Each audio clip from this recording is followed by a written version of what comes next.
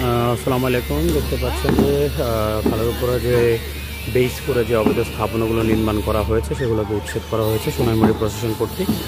এখন প্রত্যেককে আলটিমেটাম দেওয়া হয়েছে, প্রত্যেকের যে জিনিসপত্রগুলো আছে, যত্রতত্র বা আপনার রড বা অন্যান্য যে আইটেমগুলো সেগুলো যেন দ্রুততমের মধ্যে সরিয়ে নেওয়া হয়। এখন দেখেন মানুষের ধুম পড়ে গেছে এখানে, সবাই কিন্তু প্রত্যেকের যে স্থাপনাগুলো ভেঙে কিন্তু নিয়ে যাচ্ছে। রড বা অন্যান্য প্রয়োজনীয় যে জিনিসগুলো দেখতে পাচ্ছেন সেগুলো আপনাদেরকে দেখে। ওইদিকে কিন্তু হচ্ছে ভেগো দিয়ে কাজ চলতেছে। যদি নিজেরা নিয়ে যেতে পারে তাহলে তো নিয়ে গেল, আর নিতে না পারলে ভেগোর মাধ্যমে সেগুলোকে উঠিয়ে আপনার পৌরসভাতে নিয়ে যাওয়া হবে। এই কারণে দেখেন এই জায়গাটায় অনেক ধুম পড়ে গেছে।